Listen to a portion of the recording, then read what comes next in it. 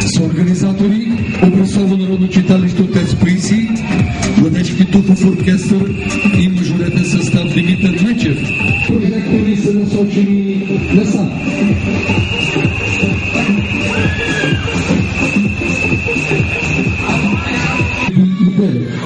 Радвам се, че страната ни като новоприет член на Европейския съюз ще стане част от този международен празник, в който ще се включат над 40 000 млади хора от цяла Европа.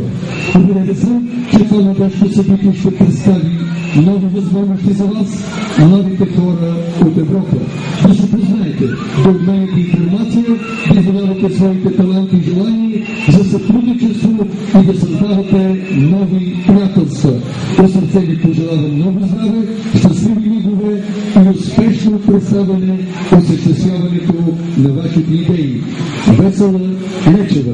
И ние аплодираме благодарствено.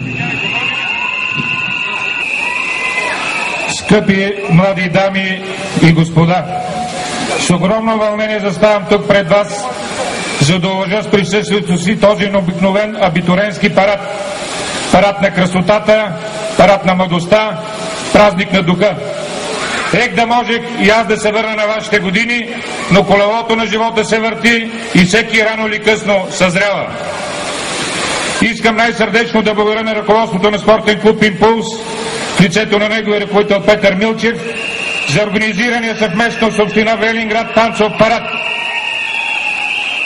Радвам се съм, че толкова млади и красиви велиградчанки и велиградчани са тук на централния площад Николай Гюров, за да се включат в инициативата. Млади хора, танцът е изкуство, но танцът е повод за сближаване, за добра дума, за ново начало, за нещо прекрасно и незабравимо.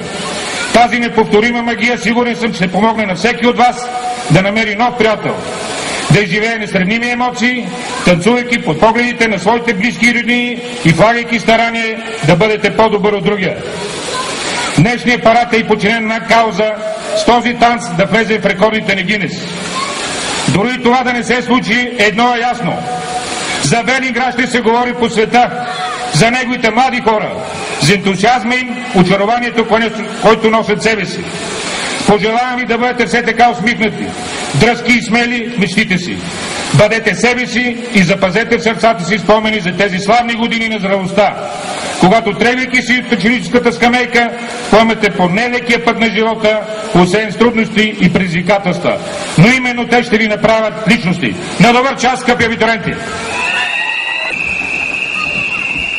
Позволете ми да споделя и обръщението на главните организатори от Словения.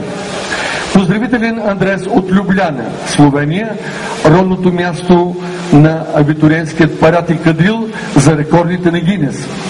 Към всички участници и зрители в 60 града на Словения, Сърбия, Босна, Хърватска, Македония, Черна гора, Румъния и България.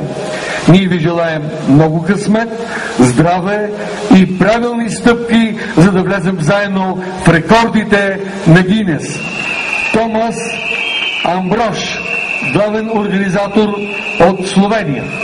Уважаеми господин Леванов, уважаеми преподаватели, ученици, родители и зрители, днес 15 май за мен е повече от един обикновен ден, както за моите връстници и разбира се за всички танци в по-долните курсове, на които сега даваме пример.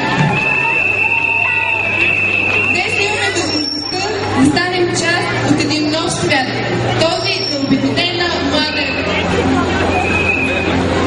Европа, на която принадлежим. Единствено нашата да и волята са достатъчни, за да бъдем по-добри. А защо не и първи на този континент? Моля за вашата мощна подкрепа и търпение, за да покажем какво можем и какво знаем, за да представим България и себе си по подобаващ начин. Нека нашите изпълнения и усилия към инициативата бъдат голямото благодаря за възможността да направим първа стъпка към рекордите на Гинес. Вълнувайте си вие.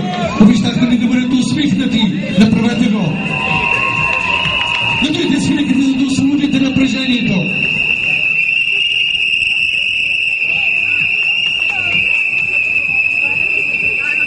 10, 9, 8,